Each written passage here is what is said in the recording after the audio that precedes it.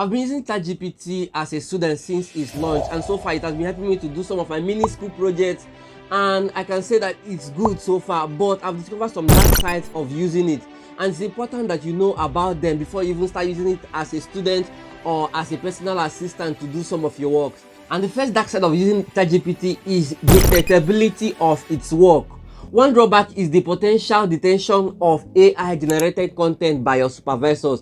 That is, if you are using it to do your final year projects, sudden changes in your writing style or significantly improved performance may raise suspicions from your lecturers, and if they notice and are convinced that the work you did were done with ChatGPT, they might cancel your work or might even reduce your score. Risk of fabrication and errors. ChatGPT may occasionally generate inaccurate or fabricated information, so relying solely on ChatGPT without verifying its output can result in severe mistakes. This advice is solely for users that only do copy and paste. Just make sure that you vet its output. Limited word range. Due to its limitations, ChatGPT operates with a vocabulary of approximately 500 words.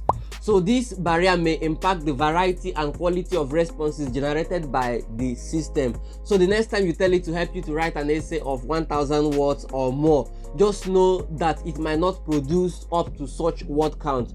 Maybe in the future it can, but for now it might not be able to give you more than 500 words per request. Another factor is forgetfulness and occasional annoyances. This really pisses me off. ChatGPT may occasionally forget the context of the conversation, leading to irrelevant or even confusing responses from it. So while this can be frustrating, it's also important that you guide and correct ChatGPT when necessary. Again, grammatical errors and non-existent references.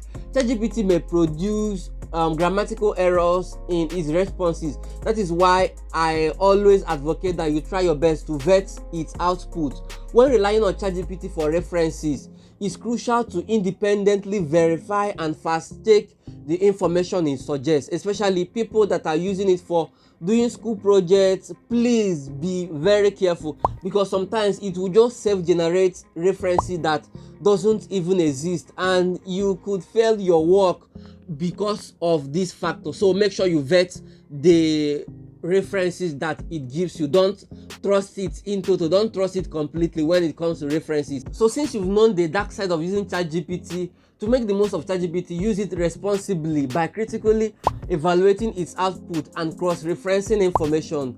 And also, ChatGPT has been a time saver for me as a student.